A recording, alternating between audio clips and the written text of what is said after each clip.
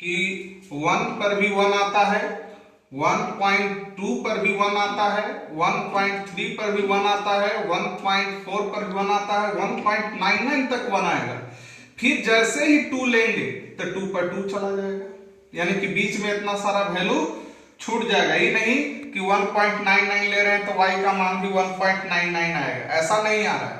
यानी कि 0, 1, 2, फिर इस तरीका से 2 ले रहे हैं तो 2 से 3 के बीच में वैल्यू जो होगा वो मेरा 2 ही होगा। लेकिन जैसे ही 3 पर मैं जाऊंगा तो फिर सीधे क्या हो जाएगा, 3 दे देगा। तो ये जरा देखिए, इसका जब हम ग्राफ बना रहे हैं तो इसका ग्राफ बनाने में मेरा क्या हो रहा है, पेन उठ जा रहा है। यहां बनाए, फिर जरा देखिए यहां से यहां पहुंचने में मेरा पेन उठ जा रहा है, फिर देखिए यहां जाने में मेरा पेन उठ जा रहा है, फिर देखिए यहां से यहां जाने में मेरा पेन उठ जा रहा है, फिर देखिए यहां से यहां जाने में मेरा पेन उठ जा रहा है। इस तरीका से ये ग्राफ बनते रहता है। तो ये जो हम ग्राफ प्लॉट किए f(x) equal to greatest integer का, तो आपने देखा कि इसका जब मैंने ग्राफ प्लॉट किया तो इस ग्राफ को प्लॉट करने में मेरे हर एक इंटीजर पर, प्रत्येक इंटीजर पर मेरा ग्राफ जो है वो टूट जा रहा है।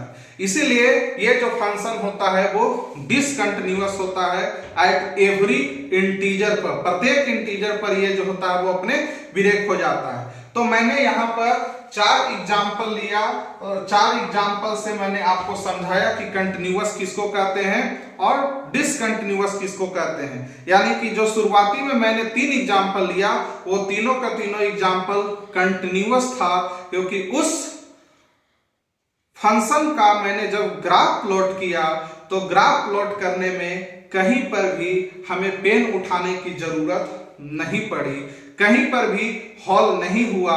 जबकि मैंने जो एग्जाम्पल ग्रेटेस्ट इंटीजर का लिया f(x) equal to greatest integer का, तो जब मैंने उसका ग्राफ प्लॉट किया तो ग्राफ प्लॉट करने में हमने ये देखा कि प्रत्येक इंटीजर पर वो टूट जा रहा है। यानी कि एक जगह से दूसरे जगह जाने के लिए हमें काफी जंपिंग करने की जरूरत पड़ रही है। यानी कि प्रत्येक इंटीजर पर जाके उसको जंपिंग करने की जरूरत पड़ रही है। यानी कि जो फंक्शन कहीं किसी पॉइंट पर टूट जाता है तो वो उस पॉइंट पर वो डिसकंटिन्यूअस कहलाता है। आपको हम समझाते हैं।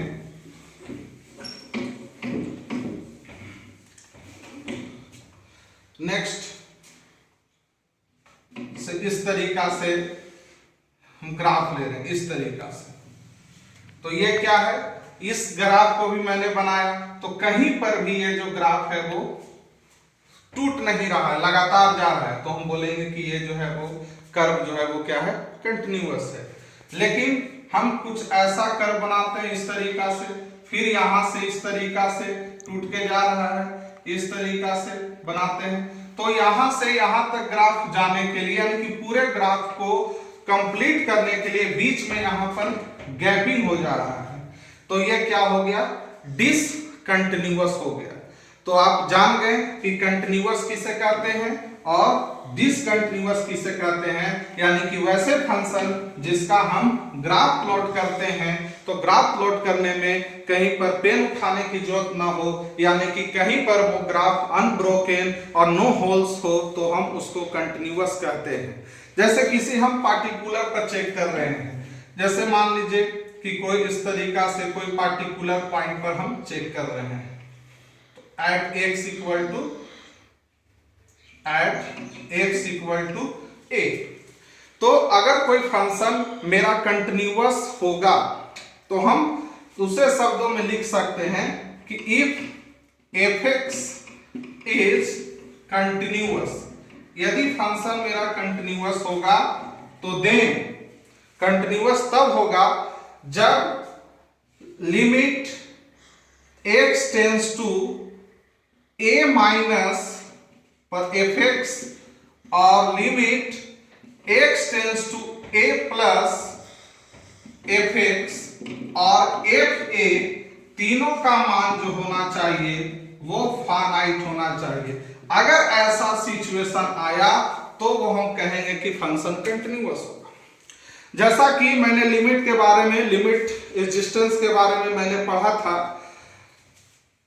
आपको बताए थे 11th क्लासेस में लिमिट एग्जिस्टेंस के केसेज में कि लिमिट तब एग्जिस्ट होगा जब उसका लेफ्ट हैंड लिमिट और राइट हैंड लिमिट पर वैल्यू क्या हो, बराबर हो। तो एग्जिस्टेंस कहां पर चेक करते हैं, जैसे लिमिट हम लोग पढ़ाते थे, लिमिट पढ़ाते थे, तो उसमें जब आपने शुरुआती में जब ने क्वेश्चन बनाया तो उस समय लिमिट एग्जिस्ट का कोई केसेस नहीं होता था, आराम से लिमिट लगाते थे और उसको सॉल्व करते थे। लेकिन लास्ट में लिमिट एग्जिस्टेंस का केस हुआ, यानी कि जहां पर संभावना लगे कि ये यहाँ पर जो है से टूट सकता है, ग्राफ टूट सकता है, तो वहां पर हम लिमिट को एग्जिस्टेंस चेक करते थे। तो उसी प्रकार से यहाँ पर इस बात से समझ में आएगा कि आखिर इसका जरूरत क्यों हुआ, यानी कि लिमिट को हमें एक कंटिन्यूअस प्रूफ करने के लिए ये हमें आपको दिखाना पड़ेगा कि limit, left hand limit, right hand limit और दिए गए पॉइंट पर तीनों पर मान जो होना चाहिए वो फाइनाइट होना चाहिए, तभी मेरा फंक्शन जो होगा वो कंटिन्यूअस होगा। जैसे हम बात करते थे किसी फंक्शन का, यानी कि मैं f(x = x² - 4 / x - 2, तो ये आप देख रहे हैं फंक्शन। तो इस फंक्शन में अगर हम x का मान अगर 2 पुट कर दें डायरेक्ट वे में, तो ये अनडिटरमिनेट फॉर्म में चला जाएगा, यानी कि 0/0 फॉर्म में चल जाएगा। तो लिमिट के केसेज में क्या होता था कि अगर हम ये क्वेश्चन अगर लिमिट x टेंड्स टू 2 है तो x² - 4 / x - 2, तो लिमिट के केसेज में अगर डायरेक्ट वहां पर हम वैल्यू पुट कर देते थे तो मेरा अनडिटरमिनेट फॉर्म में आ जाता था, जो कि साथ अनडिटरमिनेट फॉर्म होता था, जिसमें पारी पारी से मैंने पढ़ा था कि अगर क्वेश्चन ऐसा हो तो उस पर किस तरीका से बनाया जाता है।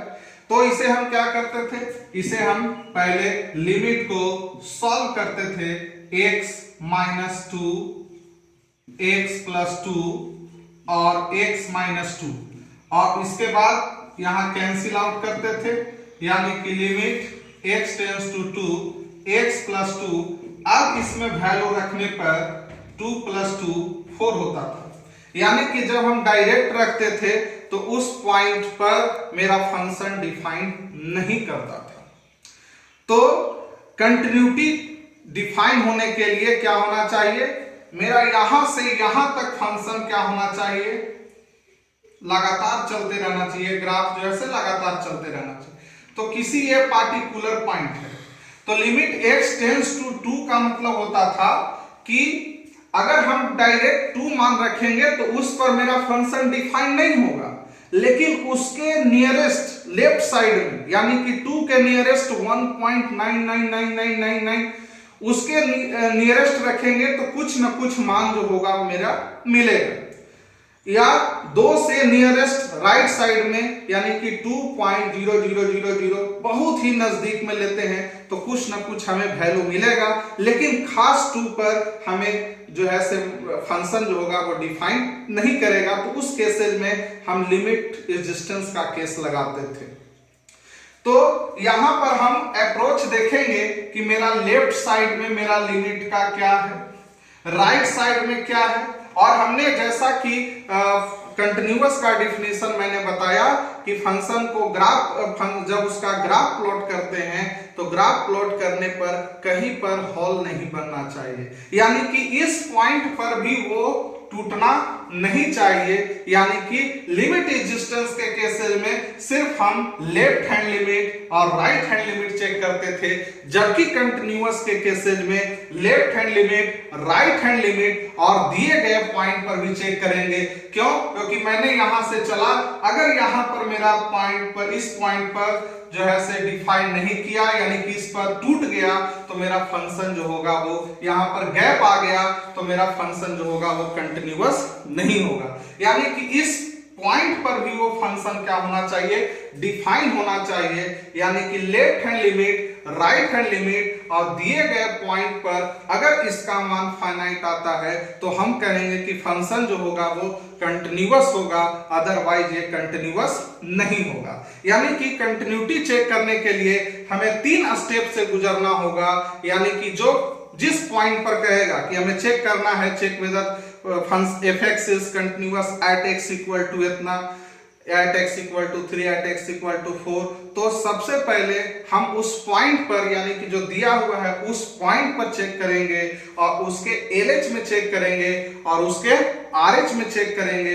अगर तीनों का मान बराबर आता है, फाइनाइट आता है, तो हम बोलेंगे कि फंक्शन जो होगा वो कंटिन्यूअस होगा। यानी कि इसको शॉर्ट वे में हम इस तरीका से लिख सकते हैं, limit x tends to a fx equal to finite, यानी कि इस तरीका से लिख सकते हैं, क्योंकि मैंने लिमिट के केसेस में limit x tends to a लिया, यानी कि limit x tends to a का मतलब होता है x टेंड्स टू a, ना कि x a के बराबर है, x a के नजदीक में है, यानी नियरेस्ट है, टेंड्स टू a, या तो लेफ्ट में है या तो राइट है। तो ये तीनों कंडीशन को फुलफिल करेगा तो हम कहेंगे कि फंक्शन जो होगा वो कंटिन्यूअस होगा, अदरवाइज नहीं होगा। जैसे डिसकंटिन्यू, लेकिन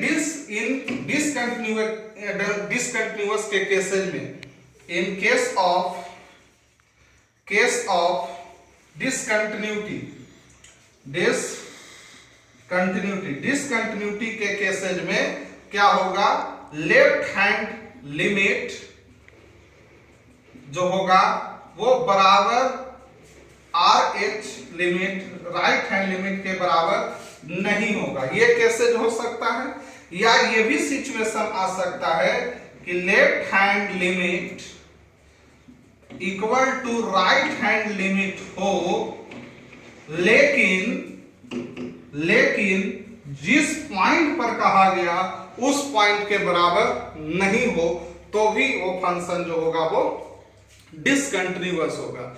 यानी कि कंटिन्यूटी चेक करने के लिए हमें 3 स्टेप से गुजरना होगा, यानी कि जिस पॉइंट पर हमें कंटिन्यूटी चेक करना है उस पॉइंट पर हम वैल्यू निकालेंगे और उसके लेफ्ट हैंड पर वैल्यू निकालेंगे और उसके राइट हैंड पर वैल्यू निकालेंगे। अगर तीनों का मान बराबर आता है तो कहेंगे कि फंक्शन जो होगा वो कंटिन्यूअस होगा। यानी कि सीधे तौर पर ये जो मैथमेटिकल टर्म आया है वो कहां से आया आप खुद समझ सकते हैं। यानी कि इस ग्राफ को जब हम प्लॉट करेंगे तो मैंने अभी बताया कि मेरा फंक्शन कंटिन्यूअस तब होगा जब उसका हम ग्राफ प्लॉट करें तो पेन उठना नहीं चाहिए। यानी कि इसके लेफ्ट हैंड में भी अप्रोच देखेंगे और इसके राइट हैंड में भी अप्रोच देखेंगे और इस पॉइंट पर भी देखेंगे, क्योंकि होल नहीं बनना चाहिए। अगर इधर भी चल रहा है और इधर भी चल रहा है लेकिन बीच में गड्ढा है तो वो गिर जाएगा, तो वो कंटिन्यूअस नहीं होगा। यानी कि इस पॉइंट पर भी होना चाहिए। जबकि लिमिट एग्जिस्टेंस के केसेस में सिर्फ हम लेफ्ट हैंड लिमिट और राइट हैंड लिमिट पर चेक करते थे कि left hand limit right hand limit के बराबर होता है तो उस केसेस में लिमिट एग्जिस्ट करेगा। लेकिन जब कंटिन्यूअस की बात आएगा तो left hand limit, right hand limit और उस पॉइंट, तीनों पॉइंट पर चेक करना होगा। यानी कि लिमिट एग्जिस्टेंस का केसेस क्वेश्चन आप बनाए हुए हैं तो आपके लिए कंटिन्यूटी जो है से बहुत ही आसान होगा। तो इसमें आपको उस पॉइंट पर भी चेक करना पड़ेगा। तो ये हुआ कि कंटिन्यूटी किसको कहते हैं, कंटिन्यूअस किसे कहते हैं उसके बारे में, और कंटिन्यूटी को हम कैसे चेक करेंगे उसके बारे में। तो उसके लिए ये 3 टर्म होना चाहिए।